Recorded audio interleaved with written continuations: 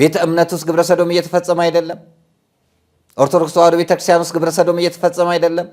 መስጊድ ውስጥ ቁርአን አስቀራለሁ ብሎ 3 ህፃናትን ግብረ ሰዶም አልፈጸመባቸውም? ቸርች ውስጥ አልተፈጸመም? ግብረ ሰዶም መፈጸም ብቻ አይደለም፣ ግብረ ሰዶም የሚፈጽሙት የሃይማኖት አባቶች የሉም፣ የመንግስት ባለስልጣናት የሉም፣ ታዋቂ ሰዎች የሉም። በቤተ መቅደስ ገብተዋል ቆሻሾቹ እጅ ከፍንጅ እስኪያዙ ድረስ ቲክቶክ ላይ አምሳል ነው የሚለው ይመስለኛልና እንደሳቸው ያሉ አባቶች ልጆቻቸውን በመጠበቅ የቤተ ክርስቲያናን ስርዓት ማስቀጠል እንጂ እንዲያው ልጆች የምንሆናቸው ልጆች ያለምንም ምክንያት መክሰስም መናገርም ክፉ ነው ብዬ አስባለሁ። እኛ ግብረ ሰዶማውያን አሉ ብለን አጋልጠናል። አዎ አሉ። አባታችን በጣም ነው የምናመሰግነው። ቲክቶካቸው ላይ ረጅም ማብራሪያን ሰጥተዋል። በጣም ረጅም ማብራሪያን ሰጥተዋል። ግቡና እዩላቸው። ለሰጡን ተግሳጽ ከልብ ነው የምናመሰግነው። ግን ጥያቄዎትን በጥያቄ እንጀምርና ወደ ሌላኛው እንሂድ። አባታችን እንግዲህ አገዛዙ ቀጥሯቸዋል፣ ቅጥረኞች ናቸው ብለዋል። እንደው የቀጠረን ውል እጆ ላይ አለ? የተከፈለን ሪሲት አለ? አሁን የእድሜ ማምሻም ላይ እየሆኑ ስለሆነ ምናልባት ምን ቸገረኝ እንኳን ቢሉ በእርሶ አይደርስም፣ በእኔ ግን ይደርሳል፣ በልጆትም ይደርሳል። ይሄ ጉዳይ ግድ የለም የኔ አባት። እኔ አሁንም የምናገረው ነገር ቢኖር ግን አንድ ነገር ነው። እንደው በእግዚአብሔር ይሁንባችሁ። እግዚአብሔርን የምታምኑ አገልጋዮች ሙከራ የተደረገባችሁ የደረሳችሁ በአገልጋዮች ሙከራ የተደረገባችሁ ውጡና መስክሩ። ሰባኪው ዘማሪው ላይ ትንኮሳ ማድረጉን ይናገራል። ቤትም ቦታ ወጥተው ይናገሩልኝ። በዚህ ተግባር የተሳተፉ አካላት እንደ ተራ ግለሰቦች አድርጋችሁ አታዩዋቸው። የተደራጀ ቡድን ያለው ከባለስልጣን እስከ ባለ ሀብት ከዝነኛ ሰው እስከ ቅጥረኛ ገዳዮች ጭምር ያሉበት ህይወት አሲዘን ነው ወደፊት የመጣንበት እንዲሁ በዋዛ የተመጣ አይደለም። የኔ አባት ሐሰት ነው ብለው እኛን በመወንጀል አንዳንድ ማስመለጥ የሚፈልጓቸው ሰዎች አሉ። ለነሱ የሚደረግ ሂደት እንጂ አይሆንም ብለው በማሰብ አይደለም። ነገርናችሁ። የደብረ አለቆች ጠርተውን አይዟችሁ ያሉናሉ። ለቤተክርስቲያን የሚቆረቆሩ ለማን እንናገር ፈርተን ነው፣ ሂዱበት እግዚአብሔር ያግዟቸዋል ብለው የመረቁናሉ። ብፁዓን አበው ሊቃነ ጳጳሳት ጠርተውን ቡራኬ ሰጥተውናል። በሙስሊም ቤት አይታችሁታል። ለ4 የተደፈረውን በጣም የሚያሳዝን ወንድም ሰሞኑን መነጋገሪያ ነው። የሃይማኖት ጎራ ለማስያዝ ሀገር እንደዚህ አይነት የዘመን መጨረሻ ታሪ ሚዲያ እዚህ አይነት ሰዎች ገጻቸው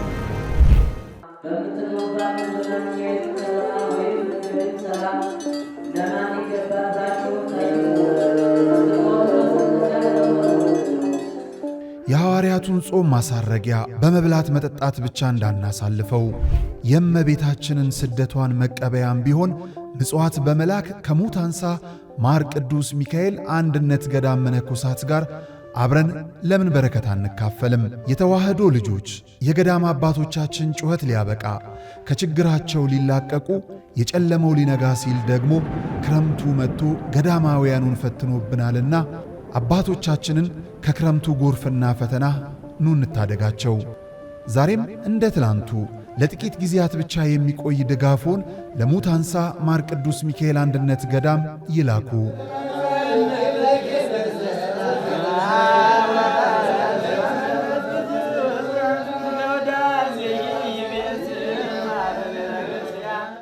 እምነት ፍጥነትና ጥራት መገለጫው ከሆነው ቴምር ፕሮፐርቲስ በመሃል ሳር ቤት አደባባይና መገናኛ ጫካ ፕሮጀክት ላይ መኖሪያዎትን እንሆ ይሎታል። በ10 ዓመት 11 ፕሮጀክቶችን ጥንቅቅ አድርጎ ያስረከበው ቴምር ፕሮፐርቲስ ከኢትዮጵያ አየር መንገድ ጋር አብሮ እየሰራ ቤት ለሚገዙ ደንበኞቻችን ዓለምን የሚዞሩበት ልዩ የሼባ ማይልስ ስጦታ የሃይማኖት ጎራ ለማስያዝ ሀገር እንደዚህ አይነት የዘመን መጨረሻ ታሪ ሰላም ጤና ይስጥልን ክቡራን ተመልካቾቻችን እንደምናላችሁ። ይህ ነጋሽ ሚዲያ ነው። ጋዜጠኛ ነጋሽ በዳዳ ነኝ። ከኔ ጋር ቆይታን ስለምታደርጉም ከልብ አመሰግናለሁ። ሰላም እግዚአብሔር ከሁላችን ጋር ይሁን። ሰሞኑን መነጋገሪያ ከሆነው ጉዳይ አንድ በነጋሽ ሚዲያ በእኛ ሚዲያ ላይ የደብረመዊ ቅዱስ ሚካኤል ወጣቶች እንግዲህ እዚህ መጥተው የቆሻሾቹን ጉዳይ መናገራቸውን ተከትለው 2 ሐሳቦች ይደመጣሉ። አንደኛው ልጆቻችንን መጠበቅ አለብን፣ ቤተክርስቲያንንም ራሱ ማስከበር መቻል አለብን። በእንዲህ አይነት ግብር ውስጥ ያሉትን ሰዎች መለየትና ለንስሐ መብቃት አለባቸው የሚል አንደኛው ሐሳብ ሲሆን ሁለተኛው ደግሞ ሊደብቋቸው የፈለጓቸው ሰዎችን ወይም ደግሞ መደበቅ የፈለጉ ሰዎች እያሉ ነው። በዚህ ጉዳይ ላይ እንግዲህ ዝም አንልም በፍጹም እንደ ሀገርም እንደ ቤተክርስቲያንም እንደ ግልም ኃጢአትም ወንጀልም ስለሆነ እንቃወማቸዋለን። እነዚህን የግብረ ሰዶማውያንን ጉዳይ ጆሮን ጭው የሚያደርግ ነው። በአንድ ያፈትልቆ ወጥቶ ሚዲያ ላይ ሲወጣ የሚያሳዝን የሚያስደነግጥ ቢሆንም እየሆነ ያለ ጉዳይ ስለሆነ በደንብ ልንሟገተውና ልንዋጋው ይገባል። እዛ ላይ የተነሱ ሐሳቦችን በደንብ እንነግራችኋለን። ወደፊትስ መሄድ ያለብን እንዴት ነው? ምን መደረግ መቻል አለበት የሚለውን በደንብ እናነሳለን። ስለ ቤተክርስቲያን የሚገደን ስለ ትውልድ የሚጨንቀን ሁሉ በአንድነት ቆመን ይህንን ጉዳይ በደንብ እንዋጋዋለን ማለት ነው። ባለማወቃቸው የተቃወሙ አሉ፣ አውቀው ደግሞ ለመሸፈን እየተሯሯጡ ያሉ እነሱንም ጉዳይ እናነሳቸዋለን። እኛም እንግዲህ ያገዛዙ ቅጥረኞች ተብለን ስም ተሰጥቶልናል። ቤተክርስቲያንን ሊያፈርሱ የተነሱ ቤተክርስቲያን ውስጥ በፍጹም እንዲህ አይነት ነገር የለም፣ ግን ያገዛዙ ቅጥረኞች ስለሆኑ ቤተክርስቲያንን ለመበተን ተልእኮ ተሰጥቷቸው ነው የመጡት የሚል ሐሳብን ከአንድ አዛውንት ሰምተናል። በጣም ስለምናከብራቸው ለእኛ አባት ምላሽ እንሰጣቸዋለን። ትልቅ አባት ስለሆነ ጥያቄ ስለጠየቁ እንዲሁ ሐሳባቸውንም ተሰምተን እውነተኛ የሆነውን ነገር እንነግራቸዋለን። ሐሳቡ ፍሬ አንስቶ ሳይሆን ግን ትልቅ አባት ስለሆኑ ለሳቸው ምላሽ እንሰጣለን ማለት ነው። ከኔ ጋር ቆይታን አድርጉ። በደንብ በትነን አበጥረን ነገሩን ሁሉ እናየዋለን ማለት ነው። ሰላም እግዚአብሔር ከሁላችን ጋር ይሁን። የሃይማኖት ጎራ ለማስያዝ ሀገርን እንደዚህ አይነት የዘመን መጨረሻ ታሪ ነካሪ ሚዲያ ክቡራን ተመልካቾቻችን ተመልሰን ተገናኝተናል። እንግዲህ ወደ ቆሻሾቹ ጉዳይ ነው የምናመራው። ጀምረነዋል፣ አንለቅም። በሚቀጥሉት ሳምንታቶችም የሚሄዱትን ሂደት የሚያጋጥሙትን ችግሮችና ፈተናዎችንም ጭምር እየተጋፈጥን የደረስንበትን ነገር እንነጋገራለን። በሚቀጥለው ቪዲዮ ሳመጣ እዚሁ አዲስ አበባ ሴት እህቶቻችን እየተላላሱ እየተሳሳሙ ማለት ያቅተኛል። በአንድ አልጋ ላይ ተኝተው የምንመለከታቸው ቪዲዮዎች ቲክቶክ ላይ በዝተዋል። ያለሽ መስሎሻል፣ ተበልተሽ አልቀሻል። ከዛ ጀምሮ እስከደረሱብን ፈተናዎች ካሁን በኋላ እንግዲህ በቪዲዮዎች ይዘን እንመጣለንና ልንጠነቀቅ ይገባል። እነዚህ ወደ ቪዲዮ የወጡትን ወደ ሚዲያ የወጡትን አቀራብረን ይዘንላችሁ የምንመጣው በድብቅ ልጆቻችን ከማን ጋር እንደሚውሉ ለመለየት ነው። አሁን የሚያዋጣን ጣት መቀሳሰር አይደለም። እስልምናው ጋር አለ፣ ፕሮቴስታንቱ ጋር አለ፣ ኦርቶዶክሱ ጋር አለ እየተባባልን መገፋፋት አይደለም። ወደድንም ጠላንም ቁጥራቸው 100 ሺዎችን ተሻግሮ ሚሊዮኖች እየገቡ ነው እነዚህ ቆሻሾች በሀገራችን በመዲናችን። ስለዚህ እንዴት እናደርጋቸው የሚለውን ነው መነጋገር መቻል ያለብን። ከዛ በፊት ግን የቤተክርስቲያን ልጆች እንግዲህ እየተሳደዱ በእስር ማጎሪያ የሚቀመጡት በሌሎች አይደለም በቤተክርስቲያን አባቶችም ጭምር መሆኑ ደግሞ በጣም ያሳዝናል። ከዚህ አንዱ ሰሞኑ በእስር ላይ እንደነበረ የምናውቀው በቲክቶክ ስሙ ራማ ስነደባት የሚባለው የስነ መለኮት በደንብ ተረድቶ የሚያስረዳን ወጣት ልጃችን ወንድማችን በስር ላይ መቆየቱ የሚዘነጋ አይደለም። በጣም የሚያሳዝን የሚያስገርም ነገር ነው። ይሄ ነገር ወዴት እየሄደን ነው ብለን ደግሞ መጠየቅም አለብን። የታሰረበት ጉዳይ ምንድን ነው እሱ ብለን ስናስብ ከብፁዓን አበው ሊቃነ ጳጳሳት ጋር የተያያዘ ነው የሚል በሶሻል ሚዲያዎች እየሰማን ነው። ይሄ ከሆነ የሚያሳዝንም የሚያሳፍርም ጉዳይ ነው። ምክንያቱም አባቶቻችን የታሰሩትን እየሄዱ የሚጠይቁ እንጂ ልጆች እየለዩ የሚያሳስሩም አይደለም። በቤተ ክርስቲያናችን የሥርዓተ ቅዳሴ በእንተ ቅድሳት ጸሎት ላይ ለታሰሩት ጭምር የምትጸልይ ናት ቤተክርስቲያን እንጂ ቤተክርስቲያን ውስጥ ያሉ አባቶች ልጆቻቸውን የሚያሳስሩ አይደለም። ራማ ስነደባት ምናልባት እንግዲህ ለእስር አነሳስቶታል ከተባለው ጉዳይ አንዱ ይህ ነበር። እስቲ እንስማው እሱን።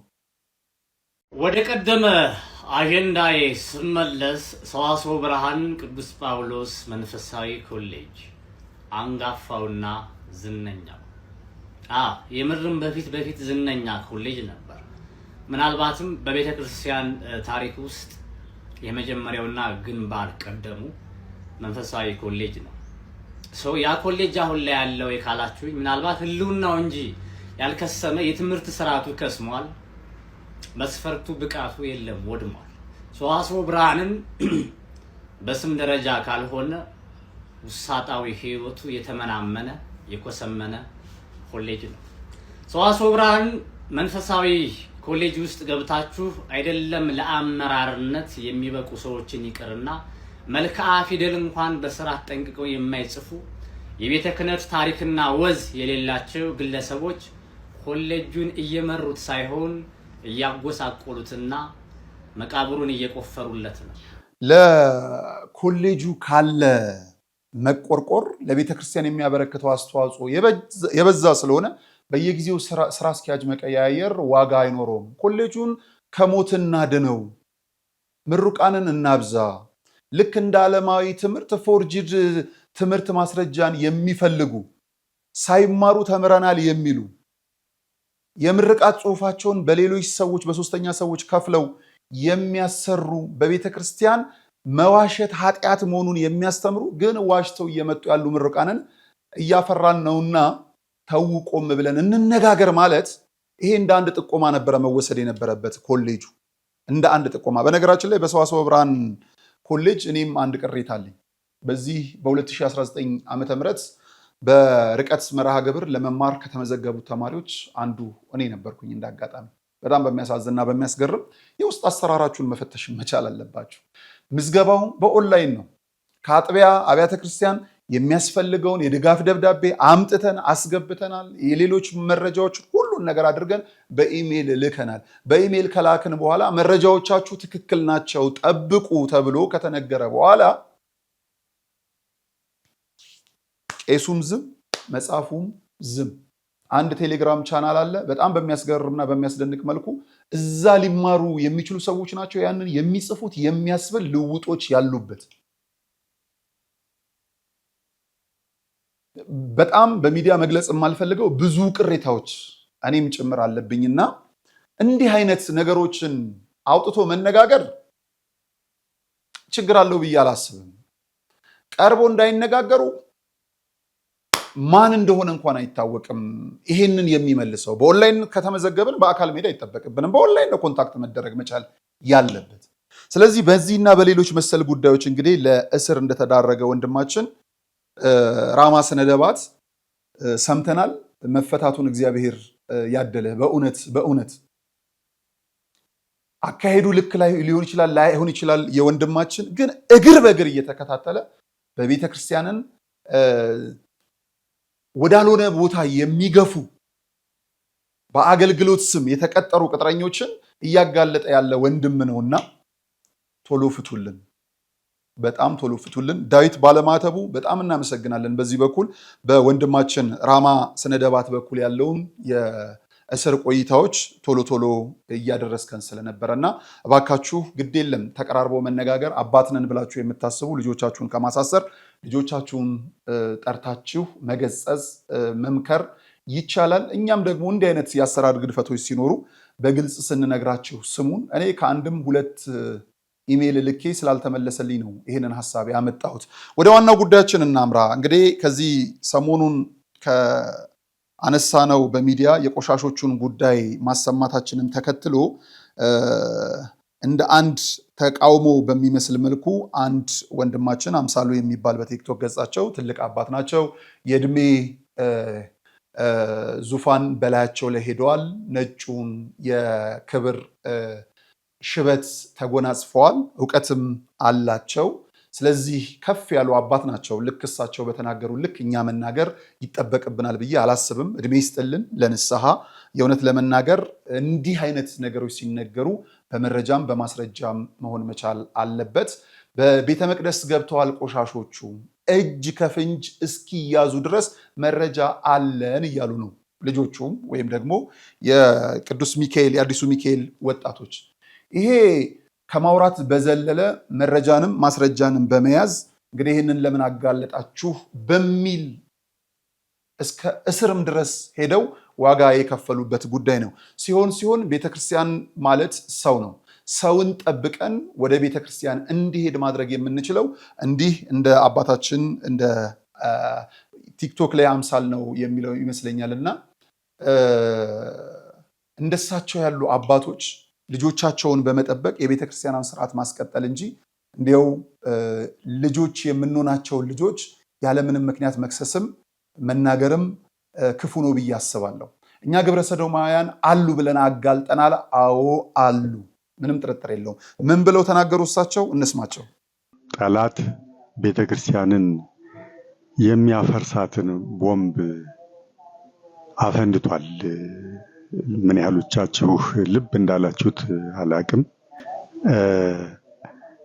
ነጋሽ ሚዲያ በሚባል የአንድ ቅጥረኛ ጠላት ያገዛዙ ቅጥረኛ የዩቲዩብ ሚዲያ ላይ በዚህኛው ቪዲዮ ሰሞኑን ከ5 ቀን ከ6 ቀን በፊት በዚህ ቴምብኔል የተለቀቀ ቪዲዮ አለ። እነኚህ ሰዎች ናቸው ያወሩት። የአዲሱ ሚካኤል ሰንበት ትምህርት ቤት አገልጋይ ነን ነው የሚሉት ራሳቸውን የሚገልጹት። አንደኛው ከራጉኤል ቤተክርስቲያን የመጣው ነኝ ብሏል። በእነሱ በኩል አንድ የናኘው ወሬ አለ። እጅግ አስደንጋጭ፣ እጅግ አስጨናቂ፣ ሁለት ጆሮን ጭው የሚያደርግ ለክርስቲያን ሁሉ ታላቅ መርዶ የሆነ ለቤተ ክርስቲያን ታላቅ መርዶ የሆነ ክፉ ዜና ተሰራጭቷል፣ ተናኝቷል። ጉዳዩ ምንድነው?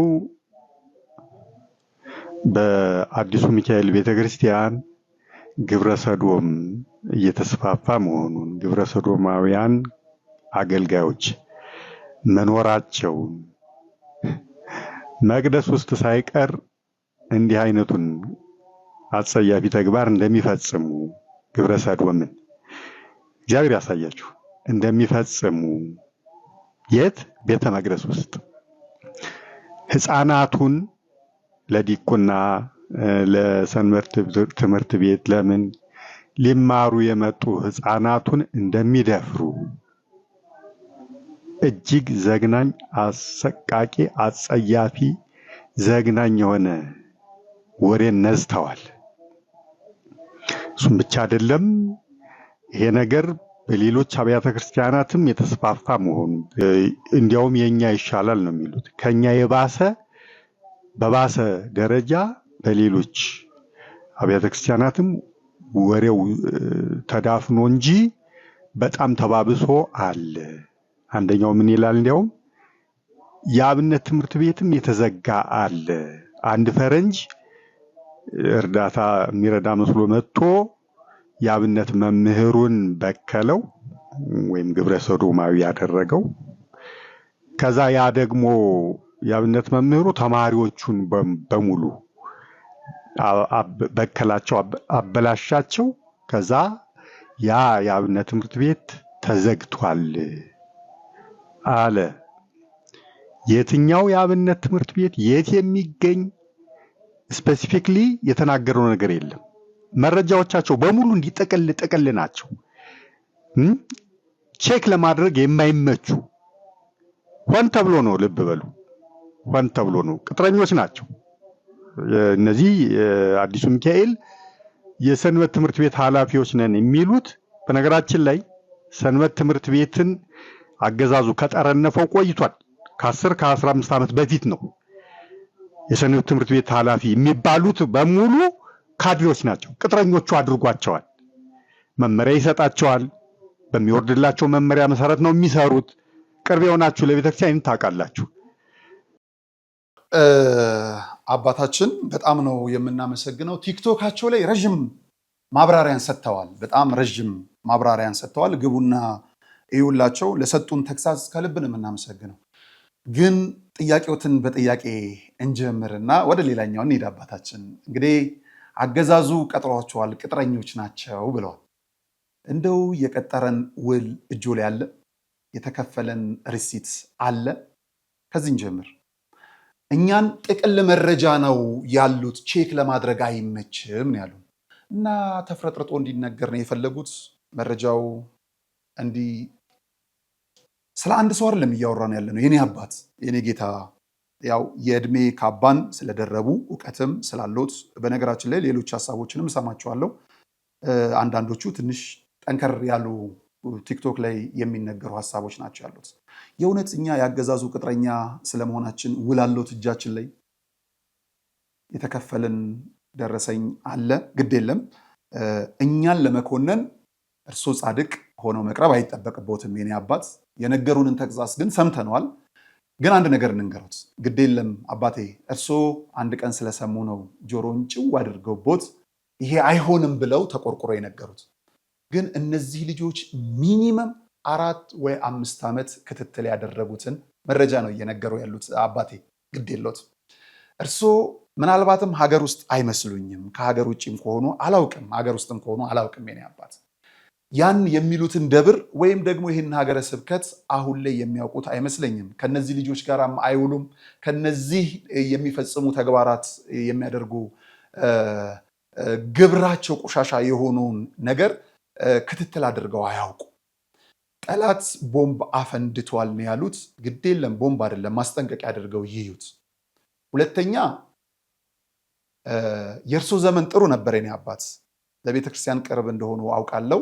የእርሶ ዘመን ጥሩ ነውና በጥሩ ጊዜ ቤተክርስቲያንን አገልግለዋታል። በእርሶ ጊዜ እንዲህ አይነት ነገር አልነበረም። አሁን የእድሜ ማምሻም ላይ እየሆኑ ስለሆነ ምናልባት ምን ቸገረኝ እንኳን ቢሉ በእርሶ አይደርስም፣ በእኔ ግን ይደርሳል፣ በልጆትም ይደርሳል ይሄ ጉዳይ። ግድ የለም የኔ አባት። ልብ ገዝተው ዝቅ ብለው መረጃዎችን ከልጆቹ ጋር ተቀራርበው ቢሰሙት ቢያዩት ያስደነግጣል። በዚህ ጉዳይ ላይ በነገራችን ላይ አባታችን ካሉት አንደኛው ነገር ዝም ብሎ ነው የውሸት 4-5 ቀን ይታሰራሉ፣ ታሰርክ ይባላል፣ የታሰረ ሁሉ አትመኑ የሚል ነውና እኛ 4 ቀን አይደለም 4 ሰዓት መታሰር እንዴት ክፉ እንደሆነ ባወቃችሁት። ግን ሰው ላመነበት ጉዳይ እስከ ሞትም ስለሚሄድ ችግር የለውም። የማንንም ሙገሳ ፈልገን ወደ ሚዲያ አልመጣንም። እንዲህ ማንንም ወቀሳ ፈልገን ደግሞ ከሚዲያ አንወርድ። ያየነውን እየሰማነውን እየተሟገትን እንቀጥላለን። አዲስ አበባ ላይ ይሄ ብርቅ አይደለም። አሁን በየትኛውም በኩል ይሰማል። በየትኛውም በኩል ይሰማል። እኔ አሁንም የምናገረው ነገር ቢኖር ግን አንድ ነገር ነው። እንደው በእግዚአብሔር ይሁንባችሁ። እግዚአብሔርን የምታምኑ አገልጋዮች ሙከራ የተደረገባችሁ የደረሳችሁ በአገልጋዮች ሙከራ የተደረገባችሁ ውጡና መስክሩ። የነገራችሁ ለኛ እከሌ እኮ ሙከራ አድርጎብኛል፣ እኛ ጀምረናል። ለመናገር ፈቃደኛ ከሆናችሁ እኛ ሚዲያው አለን፣ ንገሩን። በውስጥ የምትብሰለሰሉ የምትጨነቁ በጣም ምርር እያላችሁ ያላችሁ፣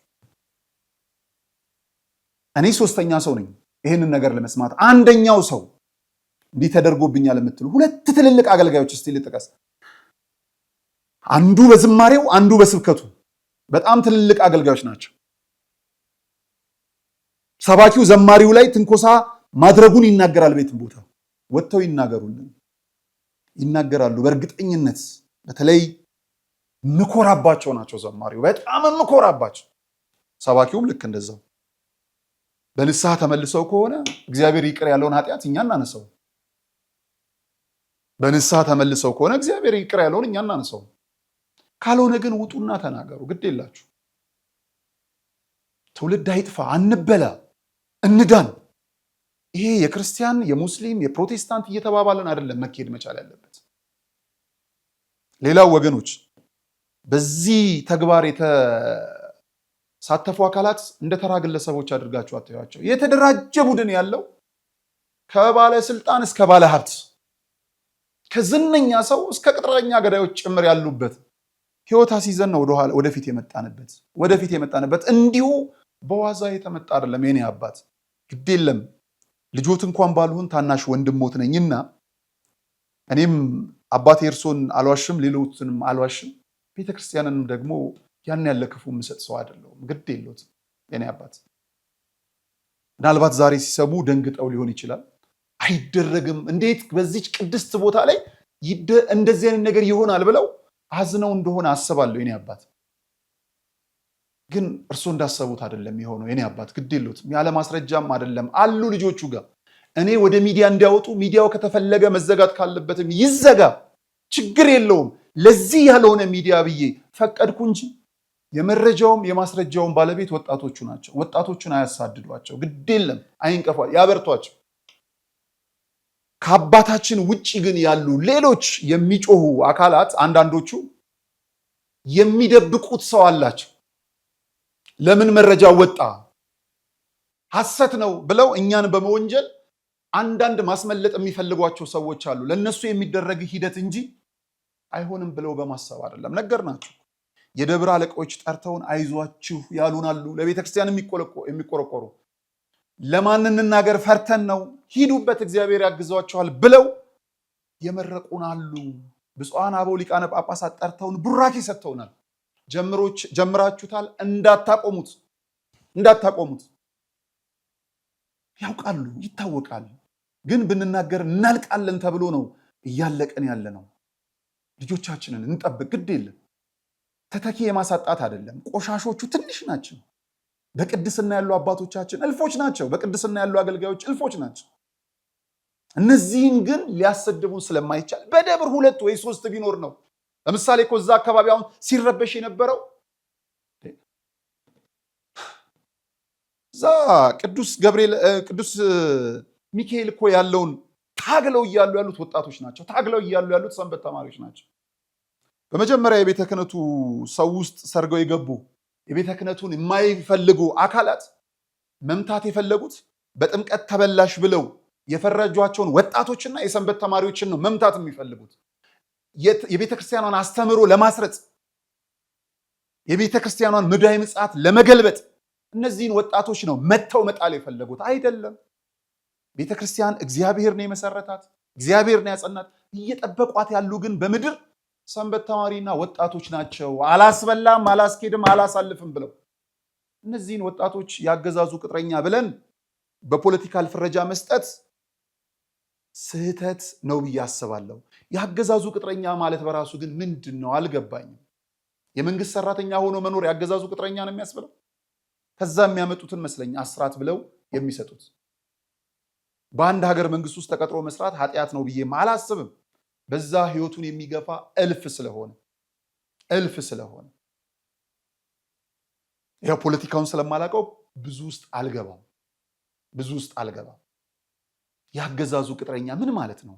እንደው ከአንድ የቤተ ክርስቲያን ሰውም እኮ አይጠበቅም። አንድን ሰው ባልዋለበት ቦታ ማዋል የእሱን ኃጢአት እንደመሸከምም ነው የሚቆጠረው።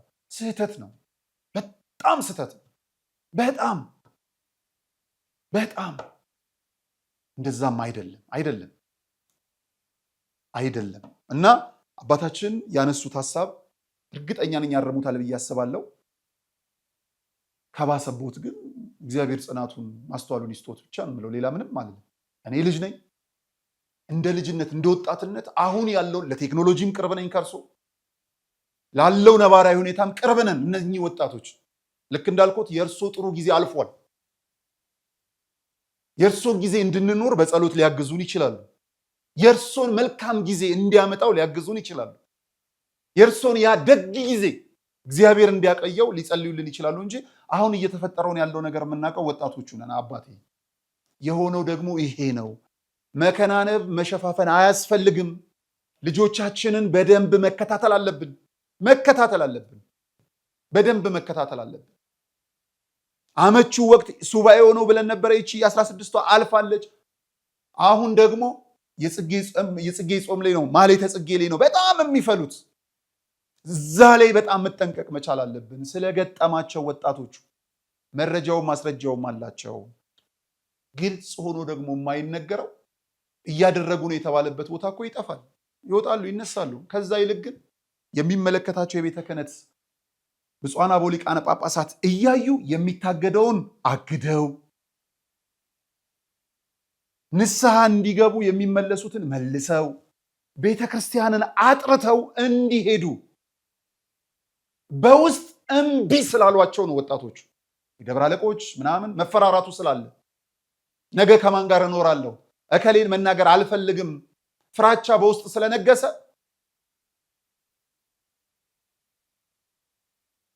የውስጡን እግዚአብሔር ይዳኘዋል። ልጆቻችሁንና ራሳችሁን ግን እናንተ ጠብቃችሁ ከእግዚአብሔር ጋር ተነጋገሩ ነው እያልን ያለነው። ጫማ ስናስቀምጥ እኮ የሚሰርቅ ሌባ አለ። ጫማችንን የምንጠብቀው በፌስታል አድርገን እዛ የምንቆምበት ቦታ እኛ ነን አይደለም እንዴ?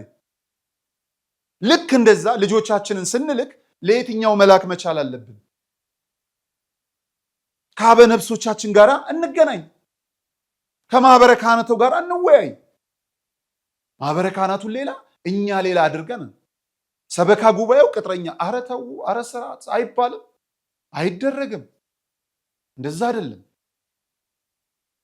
ስለዚህ በእንዲህ አይነት ጩኸቶች ያሉ እውነቶችን ከምንሸፍን ተጋፍጠን ቤታችንን ብናጠራ ልጆቻችንን ብንጠብቅ መልካም ነው። በቀጣይም ይሄ ጉዳይ ከምን ደርሷል የሚለው የወጣቶቹን ጥናት መነሻ አድርገን የደረሱበትን ለማሳወቅ በፈለጉበት በተመቻቸው ጊዜ ወደ ሚዲያ ለማቅረብ ነጋሽ ሚዲያ አሁንም በብቸኝነት አለ ምንም ሳንፈራ። ይሄንን ስንሰራ የቆየ ነው ዛሬ አይደለም። ለኔ ቢያንስ 14 ዓመት የሆነኛል።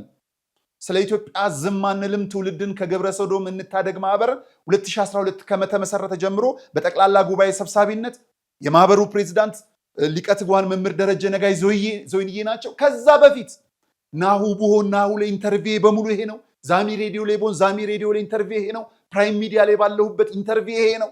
ትግሌ ይሄ ነው። አይሰራም ዜና ነገሮችን ማባዛት ነው እረፉ ተብሎ ሚዲያዎች በሚከለክሉበት ጊዜ ላይ ኖ መነገር መቻል አለበት መንቃት አለበት እያልኩኝ ስሟገት የነበርኩ ሰው ነኝ። ዛሬ መተን ያፈርዳ ነው አይደለም። ዛሬ ለሰማ ሰው ግን ሊጨንቅ ይችላል አይደለም። ዛሬ ለሚሰማው ሰው ሊጨንቅ ይችላል። አዎ ያስደነግጣል፣ አዎ ያስፈራል። ግን እውነታው ይሄ ነውና እንጠንቀቅ። እኔ ከማውቀው በላይ ደግሞ ውስጥ ያሉ አገልጋዮች የሚያውቁ አሉ። ይህንን ጉዳይ ድፍረቱን ከሰጣቸው እውነትን መናገር ከቀድናቸው ይናገራሉ። ቅርብነን ይሄ ነገር ይጥራ ብለው ነገ ይመጣ ይሆናል። 2 ዓመት 3 ዓመት ይዳፈን ይሆናል። ከዛ በኋላ ልብ በሉ ይቀሰቀሳል ይሄ ጉዳይ። ያኔ እኛን ታስታውሱናላችሁ። ምናልባት አይመለከተንም ብለን ልናቆም እንችል ይሆናል። አሁን ወቀሳው እየበዛ ስለሆነ ቤተክርስቲያንን ማፍረስ አይደለም የመጠበቅ ነው።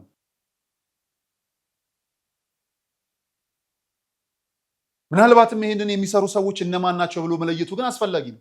የቤተክርስቲያንን ስም ለማቆሸሽ ምንኩስና ከየት መጣ ወዴት ሄደ ብለው ሃና ለን የማያውቁ ሰዎች ከመርካቶ ልብስ ለብሰው ቆብ ደፍተው ምንኩስናን ተቀብያለሁ ብለው በየአደባባዩ የሚቀላውጡ ሰዎች ቤተክርስቲያንን ለማስደፈር ልብሳቸውን ብቻ እያስገባን ስለምናይ አባ እያልን ስለምንል እነዚህ ሰዎች እያባዙ ሊሆኑ ይችላሉ።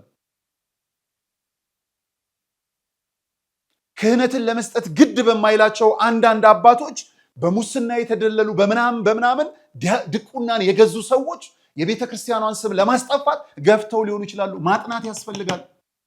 እነዚህ ወጣቶች ይቀድሳሉ ወይ? ባለሙያ ናቸው ወይ? ድምፅ አላቸው ወይ? እውቀቱስ አላቸው ወይ ብሎ በመፈተሹ ነው። ስሙን ብቻ ነው የያዙት። በምንድን ነው የተቀጠሩት? ተወዳድረው ነው ወይስ ከፍለው ነው? መለየት ነው። ቤተክርስቲያናችን ውስጥ ብዙ ነገር ገብቶብናል። ቤተክርስቲያን እንደሆነው መርከብ ናት። እባቡም ጊንጡም አንበሳውም ነብሩም ጅቡም ሁሉም ተሳፍሮባታል። የሁሉ ቤት ስለሆነች ምናልባት ሌላው ቤተ እምነት ላይኖር ይችል ይሆናል። እኛ ጋር ግን ሁሉም አለ። ሰው የሆነው እንደ ሰው የሰው ግብር እየፈጸመን ጅቦችን እናሳድዳቸው፣ ጊንጦችን እናሳዳቸው፣ እባቦችን ይዘን መርዛቸውን እናስተፋቸው እንጂ ተሳፍረዋል አሉ። ከኛ ጋር ተደባልቀው ነው ያሉት። አይችሏትም። ቤተክርስቲያን በምንም አናውጥ። በዚህ መተውብናል፣ ሰርገውብናል።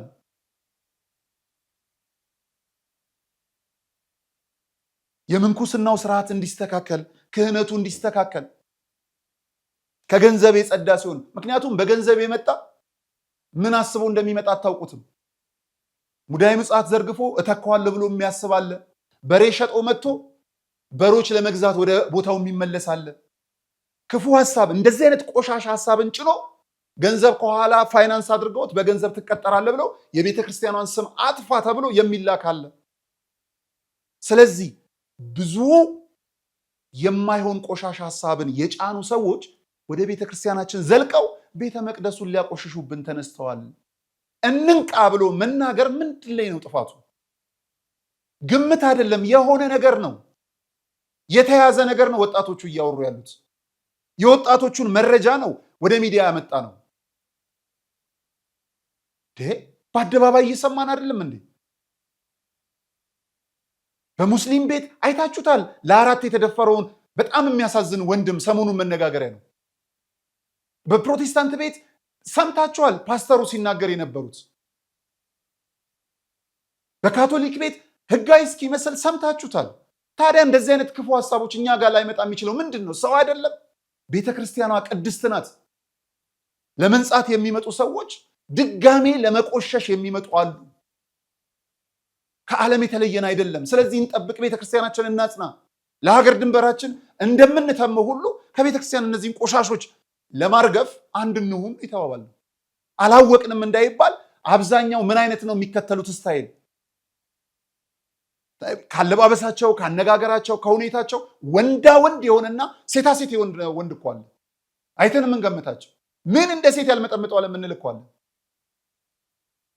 ከፍሬያቸው ካረማመዳቸው የምናውቃቸው ብዙዎች አሉ። እነሱን እንጠቀቅ ነው የተባለው። ሌላ ነገር አይደለም፣ ሌላ ነገር አይደለም። አሁንም እስተንፋሴ እስካለች ድረስ ምን እንደሚያደርጉ አናውቅም። የምናውቀውን ለመናገር ወደኋላ አንሰንፍም። አለ፣ ወደዳችሁም መረራችሁም አለ። እኔ ልወገዝ ልታሰር ምናምን እችል ይሆናል። የምታውቁ ሰዎች ግን ምናልባት ከ2 ዓመት ከ3 ዓመት ከ5 ዓመት በኋላ ትናገሩታለ። በሀገሬ ደግሞ የተለመደው ነገር አንድ እውነት ቆይቶ ነው የሚሰማው።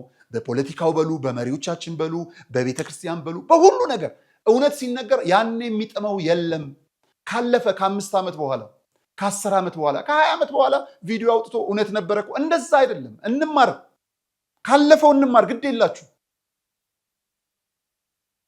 ስለዚህ አባታችን ተግሳጾት ደርሶኛል።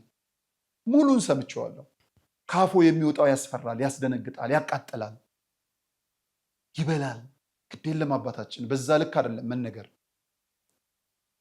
እግዚአብሔርን የሚያውቅ አንደበት እንዲህ ክፉ ቃል ከአፉ ሊወጣ አይገባም። አንደበትን መግራትም ያስፈልጋል። እድሜ ይስጦት ለንስሐ፣ ልብ ይስጦት ለመረዳት፣ ጊዜ ይስጦት እኛን ለማግኘት። በተረፈ ግን ሰምተው የደነገጡት መደንገጥ እኛ ከ10 ምናምን ዓመት በፊት ደንግጠናል፣ እንደ ሀገር ስንሰማው ስለነበረ። ከኔ የተረፈውን ደግሞ ማን ይናገር የነበረ ማን ያርዳ የቀበረ ነውና የሚባለው ሊቀ ትጉሃን መምህር ደረጀ ነጋሽ ዘወይንዬ በዚሁ ሳምንት ሰኞ ዕለት በደረጀ ዘወይንዬ ላይ የለቀቁት መረጃ ሙሉን አለ። ዩቲዩባቸው ላይ ገብታችሁ እዩት። ቁንጽል ትሆን ግን ትንሽ የተወሰነውን ደቂቃ ለዚህ ፕሮግራማችን ይሆነን ዘንድ እንዲህ አቅርበንላቸዋል። ከሳቸው ስለወሰድን ሐሳባቸውን ስሟቸው፣ ያለውን እውነት ተረዱ። ሊበላን ደርሷል ይሄ ክፉ ነገር። አንድ ብቸኛ ያለን ነገር ስለ ኢትዮጵያ ዝም አንልም፣ ትውልድን ከግብረ ሰዶም እንታደግ ማህበር ነው በመምህር ደረጀ ዘወይንዬ የሚመራው። ግዴላችሁም ያንን ማህበር መልሰን እናቋቁመው። ግዴላችሁም መምህር ደረጀ ነጋሽ ዘወይንዬን እንደግፋቸውና ከፊት አድርገን እንዋጋ። ከፊት አድርገን የማይሆን ሐሳብ የሚያመጡትን ገለል እያደረግን፣ ክፉዎችን መደበቅ የሚፈልጉትን እያጋለጥን አውጥተን ለብቻ እንለያቸው። እንዲህ አይነት ቆሻሾች የሌሉባቸው ደብሮች እግዚአብሔር ጠብቋቸዋል። እግዚአብሔር ይጠብቅላችሁ ደብርን፣ እናንተም ጠብቁ። ያሉበት ቦታ ግን ይታወቃል፣ ይታማሉ። አገልጋዩ ይተዋወቃል እርስ በርስ። ምዕመኑን ያላወቀው ልጆቻችንን የምንልከው እኛ ነን። ነገ ለአገልግሎት የሆነ ቦታ ሲሄድ እንዳያጠቁኝ እፈራለሁ፣ ልጆቻችን እንዳያጠቁ እንፈራለን። እንጠብቅ ነው እያልን ያለን። ያውቁታል። የእግዚአብሔር ቤት ቅናቱ የበላቸው አገልጋዮች እውነቱ ልባቸው ላይ ያለው እኔማ የእግዚአብሔርን ተአምር መሰክራለሁ የሚል ይመሰክራል። ግን ዝም የሚሉ ደግሞ አሉ። እግዚአብሔር ይናገራል። ሊቀ ትጉሃን መምህር ደረጀ ነጋሽ ዘወይንዬን እንዲህ እንስማቸው። የሃይማኖት ጎራ ለማስያዝ ሀገር እንደዚህ አይነት የዘመን መጨረሻ ታሪ ሚዲያ እምነት ፍጥነትና ጥራት መገለጫው ከሆነው ቴምር ፕሮፐርቲስ በመሃል ሳር ቤት አደባባይና መገናኛ ጫካ ፕሮጀክት ላይ መኖሪያዎትን እንሆ ይሎታል። በ10 ዓመት 11 ፕሮጀክቶችን ጥንቅቅ አድርጎ ያስረከበው ቴምር ፕሮፐርቲስ ከኢትዮጵያ አየር መንገድ ጋር አብሮ እየሰራ ቤት ለሚገዙ ደንበኞቻችን ዓለምን የሚዞሩበት ልዩ የሼባ ማይልስ ስጦታ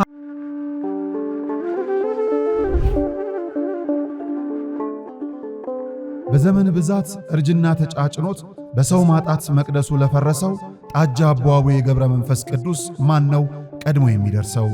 ምድሩ ለምለም ሀገሩ የጀግና ጦርነት ፈተነው እንጂ የማያውቅ ልመና። ዛሬ ግን አዛውንቶቹ ጉልበት ከርቷቸው፣ ወጣቶቹ ግራ ገብቷቸው የአቡዬ ቤተ መቅደስ ሊፈርስ ተቃርቧልና ስለ አቡዬ ብላችሁ የጻድቁን ቤተ መቅደስ እንገንባ።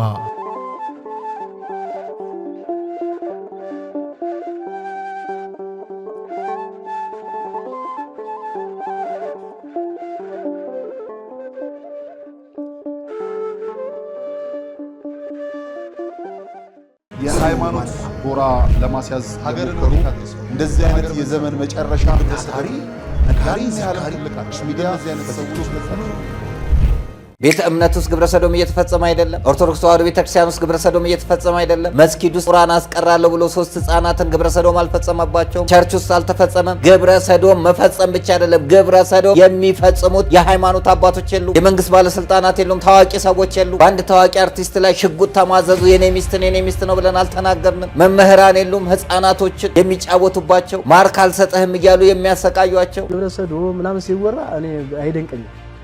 የማይደንቀኝ ምክንያቱ ምንድነው? ቀድሞ እንደገባ ነው እኔ የተረዳሁት። አሁን ይሄ ወራ እንጂ በገዳማት ውስጥ በስነ ስርዓት አለ። ይሄ እውነቱን ነው ነገር በዚህ የተለማመዱ እንዳይል ልምምድ ያለባቸው አለ። ሴቶችም እንደዚህ ይሄንን መንግስት አያውቅም። ግብረ ሰዶማውያን ኢትዮጵያ ውስጥ እንደተስፋፉ አያውቅም። ከግብረ ሰዶም በላይ አስጨናቂ ግብረ ሰዶማዊነት እንዳለ አያውቅም። ዴንጀር ኤንድ ክሩ ሆሞሴክሹዋሊቲ አደገኛና ጨካኝ ግብረ ሰዶማዊነት እንዳለ አያውቁም። በተለያየ ጊዜ ብዙ ጊዜ ተናግረናል። የጭካኔ ድርጊቶች በዓለም ላይ የሌሉ እኩይ ተግባራት ሀገራችን ላይ ይካሄድ እንደነበረ ተናግረናል። አንድ ሰው 34 ህፃናት ላይ፣ አንድ ሰው 16 18 ህፃናት ላይ ግብረ ሰዶምን ፈጽመ ብለን አልተናገርንም። መንግስት አላመመው፣ ቤተ እምነቶች አላመማቸው፣ የትውልዱ መጥፋት የትውልዱ መቀንጨር አላሳሰባቸው። አራተኛውን ቀን እንደዛ ሆንኩኝ። በኋላ ልሞትባቸው ስል በቃ በጣም ደክሞኛል፣ ምንም ነገር አላውቅም፣ ራሴን ስቻለሁ። ሽርጤ ደግሞ እንደዚህ ላይ ተለጥፏል። ደም እንዲህ ነው በቃ የሚፈሰው። ምናልባት ይህንን ሙስሊም ለ4 ነው ለ10 ሆነው የሚጠቀሙ አሉ። ዘግናኝ የሆነ ተግባር የሚፈጽሙ አሉ። ሚዲያ ላይ መናገር ይከብዳል ብለን የተውነው በጣም እጅግ የጭካኔ ተግባር እየተፈጸመ ነው ያለው። እድሜ ገደብ የሌለው ግብረ ሰዶማዊነት እየተፈጸመ ነው ያለው። ገና ህፃናት የሆኑ የ1 ዓመት ከ4 ወር ልጅ ሞቷል አላለም በግብረ ሰዶም። የ1 ዓመት ከ4 ወር ምን ያውቃል? ምን ያክል ሰይጣን እንደተቆጣጠራቸው፣ ምን ያክል እርኩስ መንፈስ እንደተቆጣጠራቸው እስኪ የ1 ዓመት ከ4 ወር የኔ ልጅ ቢሆን ብላችሁ አስቡ። እንዲህ ፈጽሙ ለስልጣኑ ሲል ዛሬ ለስልጣናቸው ሲሉ ለወንበራቸው ሲሉ ለግሹመታቸው ሲሉ ለገንዘባቸው ሲሉ ለዝና ሲሉ ግብረ ሰዶምን እያዩ እንዳላዩ የሚሆኑ እግዚአብሔር የሚቃወመውን የእግዚአብሔር ሐሳብ የሚጠላውን የሚጸየፈውን ከሰማይ እሳት የሚያወርደውን ሐሳብ ትተው ምድራዊ ሐሳብ ያላቸው። በኢትዮጵያ ውስጥ እኮ ግብረ ሰዶም ከሚያደርገው ይልቅ የተደረገበት ሰው ነው አንገቱን ደፍቶ እንዲሄድ የሚደረገው። ጠላት ቤተክርስቲያንን የሚያፈርሳትን ቦምብ አፈንድቷል። ምን ያህሎቻችሁ ልብ እንዳላችሁት አላቅም። እዚህ የሚቃወሙትን በጎ የሚሰሩትን እንደ ነጋሽ ሚዲያ አይነት ሌሎችንም ሚዲያዎች ልናበረታታ ነዘማሪ ብርሃኑ በርቱ፣ ጠንክሩ፣ ለአንድ ጊዜ ብቻ ሳይሆን ዋጋ ማስከፈሉ ግድ ነውና የህይወት መስዋዕትነት ዋጋ ተከፍሎበት እንሰራለን። ፍርሃት ሳይኖር ገንዘብ ሳያታለላችሁ፣ ፍርሃት ሳያታለላችሁ ይሄንን እኩይ ተግባር ልትቃወሙ ትውልዱ እንዲነቃ ልታደርጉ ይገባል። የነገዋ ቤተክርስቲያን የሚያሳስበን ከሆነ የነገው ትውልድ የሚጨንቀን ከሆነ ዛሬ በንቃት ልጆቻችን ላይ ልንሰራ ይገባል። ካለፈና ካገደመ በኋላ ማልቀሱ አይጠቅምም። ጨፋሪ ባይኖር ኖሮ ዘፋኞቹን ኮንሰርት ባላዘጋጁ እኛ ነን። ያ ይሄንን ልናስተምር ከዘፋኝነት ወደ ዘማሪነት እንዲመጡ ለማድረግ ከጨፋሪነት ወደ አሸብሻቢነት እንዲመጡ ከመጠጥ ጠጭነት ጸበል እንዲጠጡ ከሲጋራ ከሚጨስባቸው ዕጣን እንዲጨስባቸው ማድረግ ሲገባን እየሰራን አይደለም። ከዘማሪው ይልቅ ለዘፋኙ ሬሳ ክብር እየሰጠን ይሄንን ሁላችንም አጥብቀን ልንቃወም ይገባል። ቀላል ይመስለናል። ችግኝን በችግኝ ሰዓቱ ካላቃና ነው ዛፍ ይሆናል። ዛፍ ይቆረጣል እንጂ አይቃና። ወደ ዛፍነት እየሄዱ ነው ያሉት። በፍጹም እንዲወራ እንዲነገር አይፈለግም። እያንዳንድ ቤት ያንኳኳልሃል። እያንዳንድ ቤት በልጆች ይቀጣሃል እግዚአብሔር። የቤተ ክርስቲያን አገልጋይ የሆኑ ነዘማሪ ብርሃኑ ነጋሽ ሚዲያ ላይ ተገኝተው የግብረ ሰዶምን አስከፊነት ሲናገሩ እስር እንደገጠማቸው ከእስርም እንደወጡ በዋስትና ያለው ሂደት ጥሩ እንዳልሆነ መግለጻቸውና አስተማሪ የሆነ ዝግጅት ማቅረባቸው ይታወሳል።